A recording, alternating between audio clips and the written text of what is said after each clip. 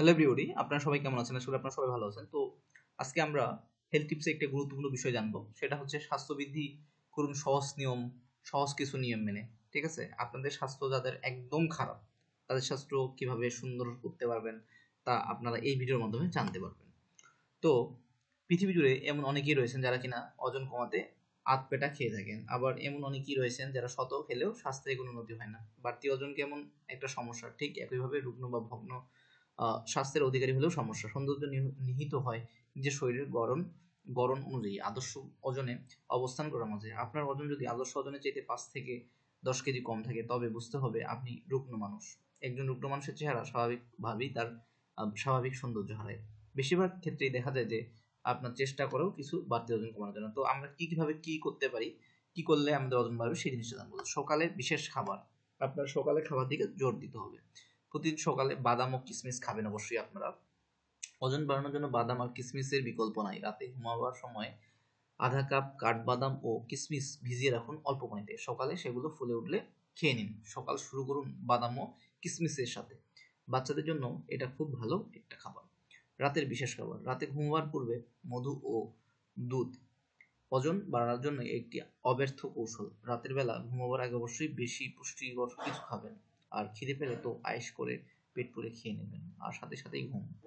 ফলে খাবারের ক্যালোরিটুকু খরচ হবার সময় পাবে না। ক্যালোরিটুকু থেকে যাবে বাড়তি ওজন হিসেবেই শরীরে। ঘুমাবার আগে প্রতিদিন 1 গ্লাস ঘন দুধের মাঝে বেশ অনেকটা মধু মিশিয়ে খেয়ে নেবেন।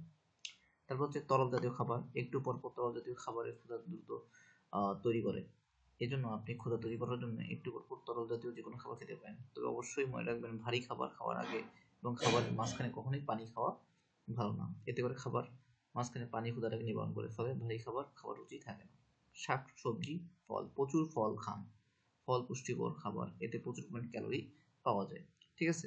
তারপর হচ্ছে মাছ মাংস ডিম। সুস্বাস্থ্যের উপকারী হতে চাইলে অবশ্যই আগের তুলনায় অনেক বেশি পরিমাণে আপনার মাছ মাংস ডিম খেতে হবে। প্রতিদিন 2 থেকে 4টি ডিমের সাথে সাদা অংশ খেলে খুব উপকার আসবে। ডিমের সাদা অংশে রয়েছে প্রচুর protein, vitamin A, vitamin D, vitamin E, যার ফলে দেহে প্রচুর হরমোন তৈরি হয়ে যায়, বয়ে আনবে সুস্বাস্থ্য। বসা ভাত বলতে বোঝায় যে ভাতে মাড় ফেলা হয় না। অর্থাৎ আমরা যে ভাতটা আছে, যে ভাত মাড় ফেলবো না।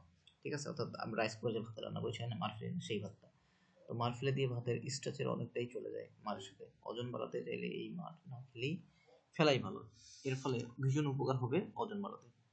আতপ চাল বা পোলাও চালের বসা ভাত সুস্বাদু ও লাগবে খেতে।